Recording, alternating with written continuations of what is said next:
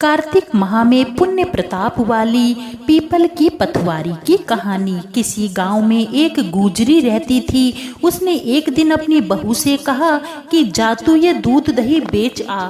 वह दूध दही बेचने गई तो रास्ते में उसने देखा कि कार्तिक माह में औरतें पीपल सींचने आई हैं।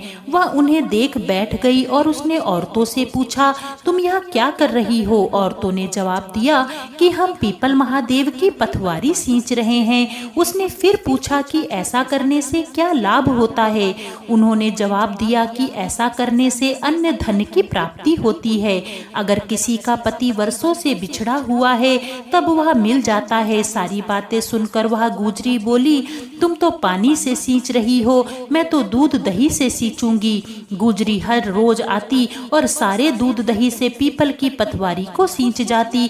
उसकी सास उससे हर रोज पैसों के बारे में पूछती तो वह कह देती कि कार्तिक का महीना खत्म होने पर मैं सारे पैसे लाकर दे दूंगी। कार्तिक का महीना पूरा होने पर पूर्णिमा आ गई तो वह गुजरी पीपल की पथवारी के पास धरना देकर बैठ गई।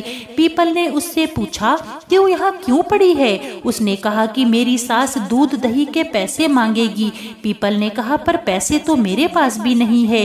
ये भाटे, डंडे, पत्ते और पान पड़े हैं, सब ले जा और ले जाकर गुल्लक में रख दे। घर जाने पर सास ने पूछा, पैसे लाई? तब उसने कहा कि मैंने गुल्लक में रख दिए हैं। सास ने गुल्लक खोल कर देखी तो उसकी आंखें फटी रह गईं। गुल्लक में से हीरे मोती जगमगा रहे थे।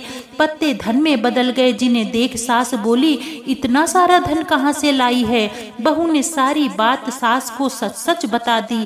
उसने तो दूध दही से पीपल की पथवारी सींच दी थी और पैसे मांगने पर पीपल ने पत्ते, डंडे और भाटे दे दिए और वह गुल्लक में रखने से हीरे मोती बन गए। बहू की बात सुन सास बोली, मैं भी पीपल की पथवारी सींचने जाऊंगी। सास दूध दही तो बेच आती और दूध दही की हांडी धोकर पीपल की पथवारी में रख आती।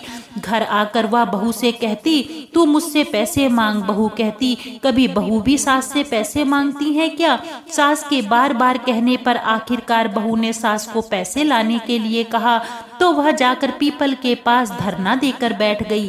पीपल ने भाटे, पत्ते, डंडे और पान उसे भी दे दिए। उसने गुल्लक में जाकर रख दिया।